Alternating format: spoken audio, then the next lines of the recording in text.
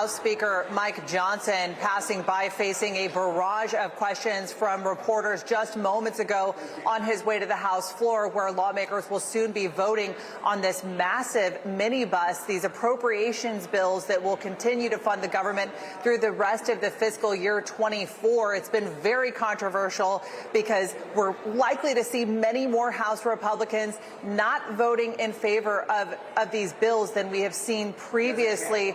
And that's because of a few things. One, they don't like what's in it. There has been tons of earmarks in these bills. And the second thing is that they haven't had 72 hours to review 1,012 pages of, again, what is exactly in this bill. A lot of people complaining that this has violated the 72-hour rule, that there's not enough time.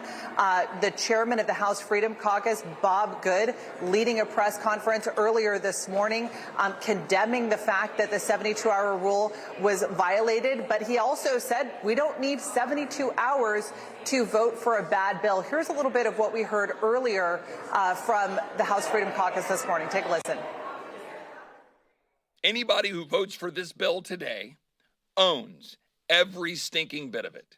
Shut it down, take the mace down, and not come back. If the Senate wants to sit on it, sit on it. You're the one owning this. Right. Don't tell me this is the hill you're going to die on, Mr. Speaker. Doggone it, Mr. Speaker. Do the right thing. Pull this bill.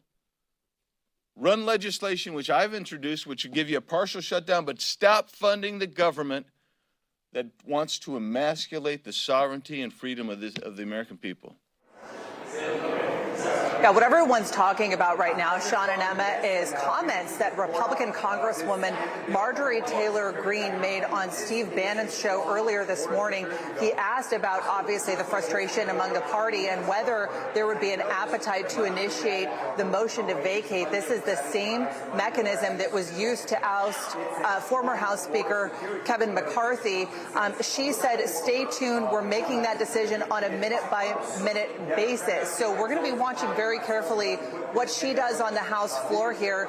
If she does initiate this motion to vacate, she was asked by Bannon if she would lead it.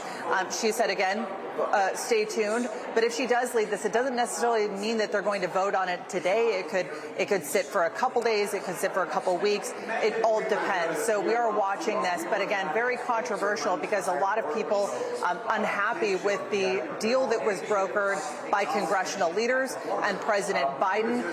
And again, the time and frame in which they were not allowed to review these bills. Kilmeny, really quickly on the news on the possibility of a motion to vacate, which again we've covered extensively when this has happened multiple times, multiple rounds over and over.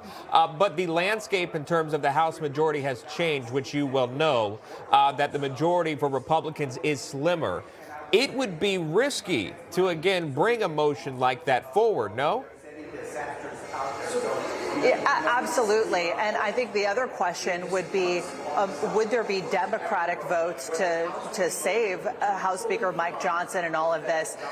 This was something I think that Kevin McCarthy on the last go-around felt very abandoned by when he voted against a government shutdown by putting forward the spending bills. It's almost like history repeating itself right now.